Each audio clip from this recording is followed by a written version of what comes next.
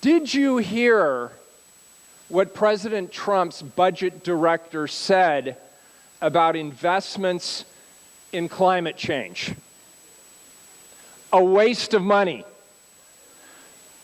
A waste of money. That is the official position from the administration in Washington, D.C. So that raises the stakes for us here locally. We are now the line of defense.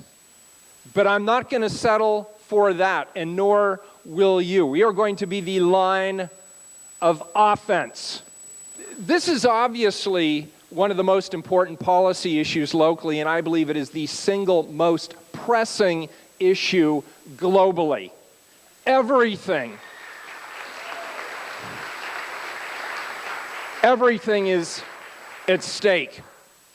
And I'm very proud to be part of a community that has led the nation in showing how we address climate change and how we reduce carbon emissions. And we've done it in an environment where we have grown our population substantially. We have grown our economy. We have dared to address issues of injustice and equity. And we have done all of these things, and we have still reduced our carbon emissions in this community.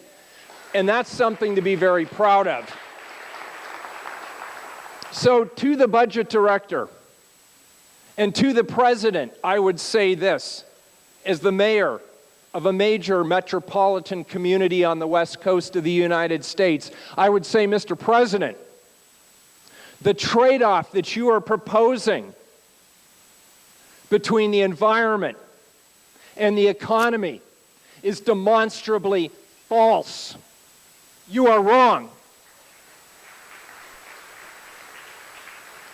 The federal government wants to take us back to 1990. That's not where we're going to go. Folks, we're headed to the future. We're going to 2050. And that's what I want to talk about briefly here tonight. We're going to take a strong stand. That collective stand in this community has been taken through the framework of our Climate Action Plan. It's a joint plan between the City of Portland and Multnomah County, but it includes all kinds of community partners. It has a role for the individuals and households. It has a role for the private sector, and we're justifiably proud of it. C40 just identified our Climate Action Plan as the best climate action plan. Now, why did they do that? Why did they do that? They did it because we've shown demonstrable progress. Since 1990, we have actually reduced our carbon emissions by 21%. On a per capita basis, because people say, oh, you reduced it 21%, but what about on a per capita basis? On a per capita basis, adjusting for population growth, we've reduced our carbon emissions by 40%. This despite our growing population and our growing economy. And we did it by coming together, business, nonprofits, government, through policy. That's not far enough. That's not far enough. So while I support the Climate Action Plan, and that will continue to be the framework through which we operate as a community, I am also going to release next month my own climate action strategies. And they're going to take us farther. I'm not releasing it tonight because I want to keep you in incredible suspense. That's what I do. But I'm going to give you a hint for what you should expect when it's released next year. First of all, folks, we are going to 100% renewable energy future in the city of Portland, Oregon. And we are going to work with those who've been working with us for the last year, our stakeholders, community interests, and others. We are going to lay out a strategy to get there, not in the distant future. We're going to lay out a strategy to get there by 2050. Who's in? We're going to focus on minimizing the risks to vulnerable communities and communities of color, because we've seen what happens when those communities are left out of the climate change equation. Think about flooding. Think about other things that can happen along the coastal regions. Think about what happens in a heat wave. Who is hurt the most? The poor and communities of color and the elderly, vulnerable communities. We've got to proactively and deliberately and intentionally include those populations in our plan, and we will. And we will work with the utilities to get to that zero carbon future through electricity and other utilities.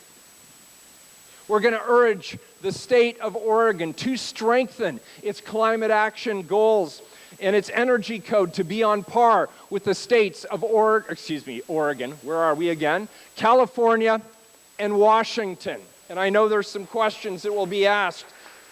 We're going to join with local leaders, and we're going to join with you to resist policy changes in Washington, D.C. that reduce our ability to reduce carbon emissions, and we're going to lead by example. EV first purchasing policies, adding at least 5 renewable energy projects to Portland development projects and facilities, moving forward with visions like the Green Loop, launching a community solar initiative that will make alternative energies available to people regardless of geography, regardless of background and ethnicity, regardless of income.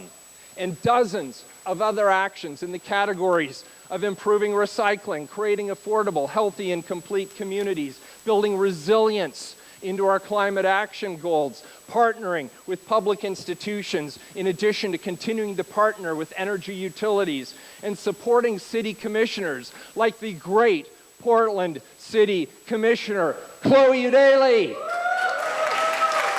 and their bureaus on reducing climate emissions through the Climate Action Plan, and working with our colleagues at Multnomah County to do the same.